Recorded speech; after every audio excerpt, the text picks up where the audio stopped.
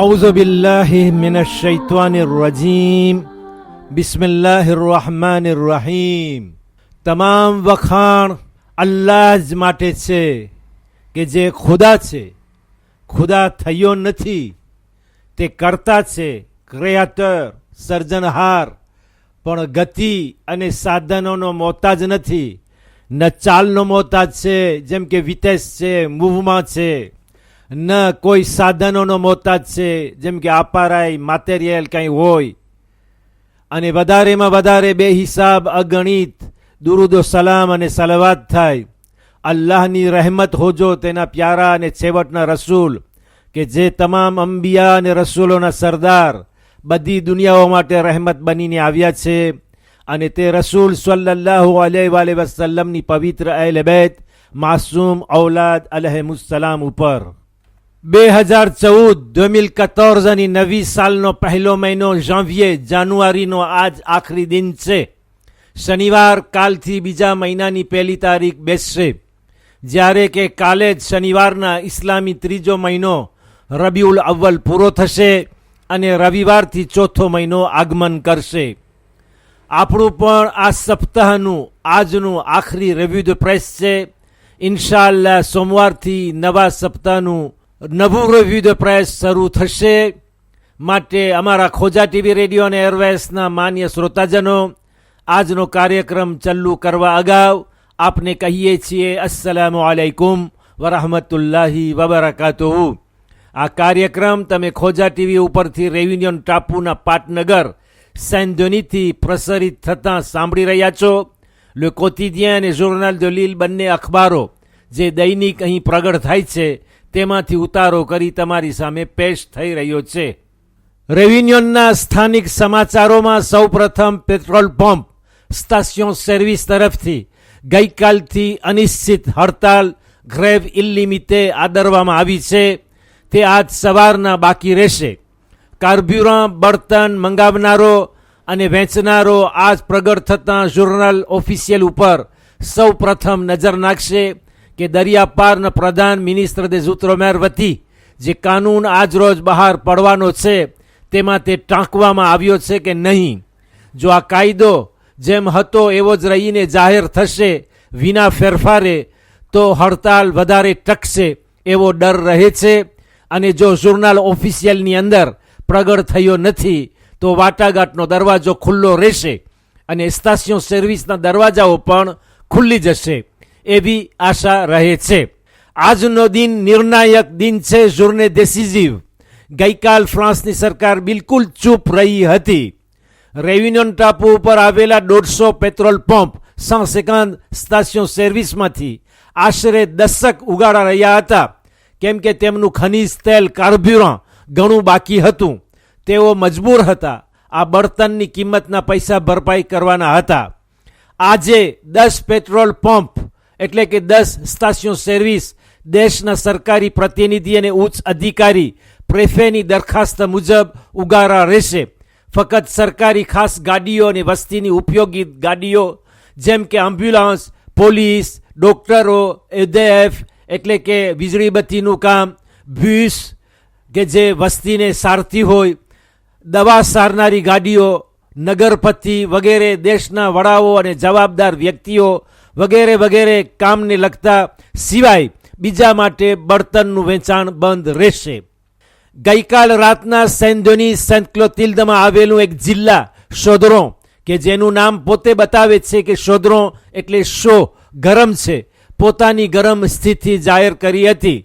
કચરા ફેંકવાના ડબલાઓ રસ્તાઓ પર સળગાવી રસ્તો રોકી દીધો હતો.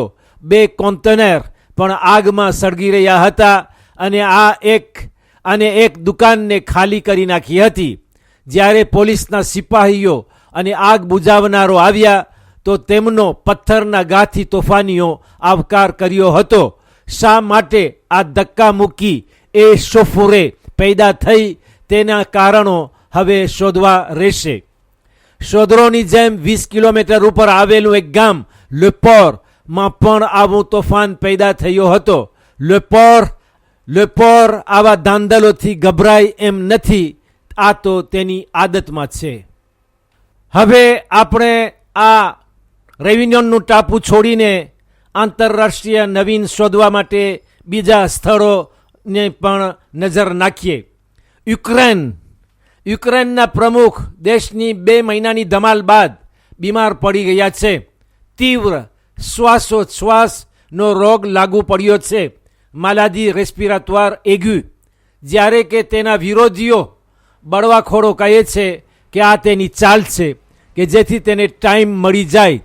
જો કે કટોકટીભરી હાલત તો વધુ મજબૂત બનતી જઈ રહી છે અને ઠંડી -20 0 ડિગ્રીથી -20 ડિગ્રી ઓછી ત્યાં સુધી ઠંડી પહોંચી ગઈ છે, પણ વાંધો ઉઠાવનારો ઉપર કોઈ અસર કરતી નથી. આ ધમાલ અત્યાર સુધી 4 મરણ લાવી છે, 4 મોર, અને 500 માણસોને ઘાયલ બનાવી દીધી છે, 500 blessés. જર્મનના minister des Affaires étrangères, વિદેશી પ્રધાન, યુરોપના અધિકારીઓ, બારાક ઓબામા, અમેરિકાના પ્રમુખ, બધા સમાધાનીના સંદેશાઓ મોકલતા રહે છે. હવે આપણે એક બીજું દેશ જોઈએ, સિરિયા. સ્વિસ ખાતે ચાલતી ઝેનેવ 2ના કોન્ફરન્સમાં વાટાઘાટો અફળ એટલે પૂરપારલે સ્ટેરિલ થઈ રહ્યા છે. ગઈકાલ 6થો દિવસ હતો, 6ème jour. આજ આખરી દિન છે. બંને પક્ષ વતી કોઈ ફેરફાર પેશ થયો નથી. ન સંક્રમણ રાજ ટ્રાન્ઝિશનના બારામાં કોઈ નિર્ણય લેવાયો છે, ન માનવતાને લગતા મુશ્કેલ પ્રશ્નો ઉપર દોસિએ હ્યુમાનિટેર.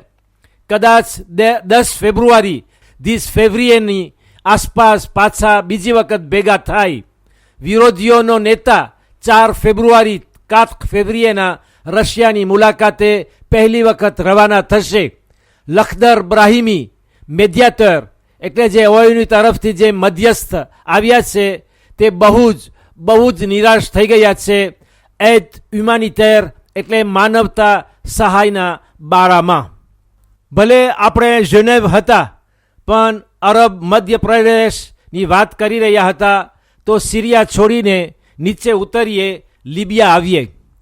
લિબીની ફૌજી લશ્કરના ખાસ દળોના સેનાપતિ કોમાન્ડન્ટનો એક દીકરો જેનું નામ હતું અલી. કોઈ લોકોએ એ અલીને ઉઠાવી ગયા છે, જેના લીધે અંદરમાં ખાસ દળોના સિપાહીઓ અને બીજી એક ટોળી કે જે હથિયારોથી સજેલી હતી તેમના વચ્ચે અથડામણો થયા અને એક માણસ માર્યો ગયો, 2 વ્યક્તિઓ ઘાયલ થઈ. ખાસ લશ્કરી દળોના સૈનિકો સશસ્ત્ર ભારે હથિયારોથી તૈયાર થઈ હેલિકોપ્ટર મારફત સેનાપતિના દીકરા અલીની તલાશમાં ગઈકાલ બરાબર કામ કરી રહ્યા હતા. હવે લિબીને છોડીને આપણે તુર્કીમાં આવીએ. તુર્કી દેશ કે જ્યાં ફ્રાન્સના રાષ્ટ્રપતિ ફ્રાન્સવા હોલંદ સફર કરીને પાછા તેમના વતને આવી પહોંચ્યા છે. તુર્ક સરકાર તેમની પોલીસ ખાતામાં સફાઈ કરી રહી છે, પ્યુર્જ. આજ 1 મહિનો થયો જ્યારથી ત્યાં ખાતે લાંચ રિશ્વતનો મામલો ફાટ્યો છે. 800 પોલીસના સિપાહીઓ 200 પોલીસિયને કામમાંથી બરતરફ કરી આપી છે અથવા તો એક સ્થળથી બીજા સ્થળે મોકલી આપી છે, જેમાં ઉચ્ચ પદવીના અને બાકી આમ સાદા સિપાહીઓ છે. એમ કહેવાય છે કે આશરે 6000 પોલીસીએ 6 સિવિલ પોલીસના સિપાહીઓ ને આ વર્તન લાગુ પડે છે, જેમાંથી 2000 પોલીસીએ 2000 પોલીસના સિપાહીઓ તો ફક્ત રાજધાની અંકારામાં કામ કરી રહ્યા છે, જેમને આ સજા મળશે. ગયા વર્ષના ડિસેમ્બર માસના મધ્યથી મી-દેસેમ્બરથી આ રોષનું કારણ સ્કેન્ડલ de corruption જાગ્યું છે, જેમાં ઘણા લોકો ઉપર લાંચ રિશ્વતનો લજ્જાસ્પદ આડ આવે છે. હવે આપણે ગ્રાન્ડ બ્રિટન અંગ્રેજ દેશના એક સમાચાર ઉપર આજનું રિવ્યુ ધ પ્રેસ પૂરું કરીએ.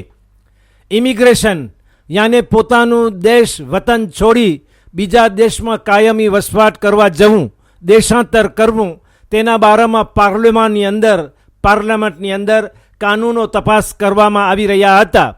ત્યાં ગૃહપ્રધાન મિનિસ્ટર de l'Intérieur એક નવી કલમ પેશ કરી છે કે જે લોકો ઉપર ટેરોરિસ્મ, આતંકવાદ કે ત્રાસવાદની શંકા હોય તેમની પાસેથી અંગ્રેજ નેશનાલિટી એટલે કે રાષ્ટ્રીયતા, નાગરિકતા જે અંગ્રેજની હોય તે ખેંચી લેવામાં આવે, ભલે પછી તેઓ અપાત્રિત, નાગરિકતા વિહોણા, સ્ટેટલેસ કેમ ન થઈ જાય. અંગ્રેજ સરકાર પાસે એ પાવર છે કે જે લોકો આતંકવાદીના શંકાસ્પદ હોય અને તેઓ પાસે બે નાગરિકતા, ડુબલ નેશનાલિટી હોય તો એક અંગ્રેજ નેશનાલિટી ખેંચી શકાય છે. પણ આ નવો કાનૂન તેમને એ શક્યતા અને પાવર આપશે સરકારને કે જે અંગ્રેજ બ્રિટાનિક લોકો બહાર દેશ જન્મેલા છે અને અહીં ઇંગ્લેન્ડમાં નેશનાલિટી મેળવે છે, તેમની નાગરિકતા ઝડપી લેવામાં આવે, એની નેશનાલિટી ખેંચી લેવામાં આવે, ભલે તેની પાસે કોઈ નેશનાલિટી બાકી ન રહે અને અપાત્રિત એટલે કે નાગરિકતા વિહોણા થઈ જાય. અમારા ખોજા ટીવી રેડિયો અને એરવેસના માન્ય શ્રોતાજનો, કાલથી ફેબ્રુઆરી મહિનો અને રવિવારથી ઇસ્લામી મહિનો રબીઉલ આખર શરૂ થાય છે. તેમની મુબારકબાદી આપતા આજનો દિવસ જુમ્મા મુબારક પણ તમને કહું છું કે અલ્લાહ તમને આ દિવસો મુબારક કરે અને તમારી દુઆ લઈને હું તમારાથી જુદો થાઉં છું. ઇન્શાલ્લાહ આવતા અઠવાડિયે સોમવારના ફરી એ જ ટાઈમ અને કાર્યક્રમમાં આપણે મળશું. ત્યાં સુધી ઇન્શાલ્લાહ કહી અને તમને ખુદા હાફિઝ અને વાલેકુમ સલામ વરહમતુલ્લાહ વબરકાતુહુ દર્શાવું છું.